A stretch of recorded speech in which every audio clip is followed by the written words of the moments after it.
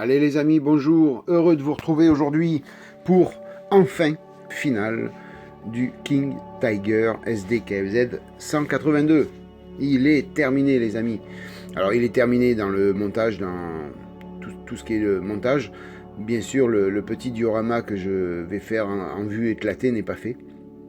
Mais la maquette est terminée. Je vais pouvoir passer à autre chose. Ah, enfin, hein, au bout de un an et 3-4 mois. Donc c'était pas mal de boulot. Alors, je vais rien faire aujourd'hui avec vous au niveau de la vidéo, juste vous présenter tout le travail terminé. Voilà, comme par exemple le moteur, avec un petit peu de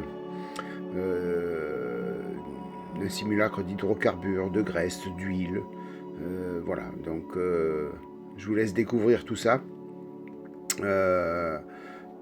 Un grand plaisir à faire ce montage, bien qu'il m'a fait souffrir parce que c'était très long.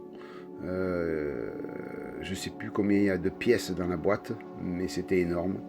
Alors, à mettre dans les mains de personnes un petit peu aguerries quand même au niveau du montage de maquettes, parce qu'il y a pas mal de difficultés. Alors pas d'assemblage, puisque ça s'assemble très bien, mais difficulté pour tenir le rythme si on veut tout monter, peindre et ainsi de suite quoi.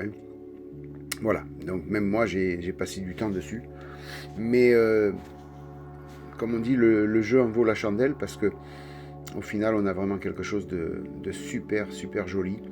Alors il me tarde de pouvoir finir son socle avec la vue éclatée, et à ce moment là je vous ferai plein de petites photos que je vous ferai parvenir par vidéo bien sûr. Alors le dessous, comme vous voyez, est pas trop sale.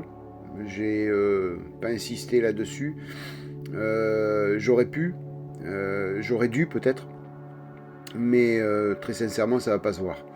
Voilà, puisque il va être posé sur le socle en bois et sur ses chenilles, donc le dessous on ne va pas le voir. Voilà, donc j'ai pris la décision de ne pas insister dessus. Alors je l'ai pas laissé tel que, parce que sinon ça aurait été trop neuf quand même. Mais voilà.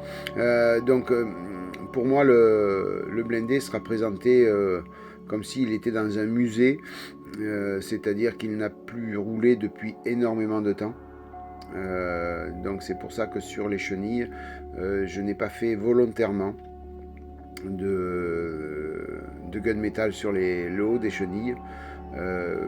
Pour montrer qu'il a roulé, parce que pour moi c'est quelque chose qui est dans un musée, et automatiquement dans un musée ça rouille. Donc enfin ça rouille avec comment dire, avec la non utilisation, ben la rouille prend le dessus sur l'acier hein, normalement hein. Donc c'est pour ça que j'ai pas voulu mettre de gunmetal sur les chenilles. Vous avez été plusieurs à me le conseiller, et j'ai pris la décision de ne pas le faire, tout simplement parce que voilà, je vais présenter ce blindé comme si il était au musée, exposé en vue éclatée. Voilà. Donc je vous montre un petit peu tout, hein. Vous voyez, j'ai par contre écouté les conseils de pas mal d'entre vous. J'ai mis de la graisse sur la tourelle. Là je vous montre sur le petit engrenage qui permet de faire tourner la tourelle. Donc j'ai mis de la graisse et sur l'engrenage du haut du châssis, et puis sur la tourelle. Voilà, histoire que ça fasse un petit peu raccord, que ce soit un petit peu logique dans la conception et dans la vue, hein, bien sûr. Parce que si on fait quelque chose de très propre à côté de quelque chose de très sale, ça va pas être logique. Donc vaut mieux faire comme ça. Voilà, donc la dernière pièce que j'ai travaillée, donc c'était le haut de la tourelle, enfin le dessus de la tourelle. Alors je suis venu aussi mettre en dernier, je vais vous montrer donc toutes les petites pièces transparentes qui vont se mettre sur la maquette. Donc je n'avais jamais mis, hein, puisque vous voyez, vous les voyez là un petit peu en brillant là.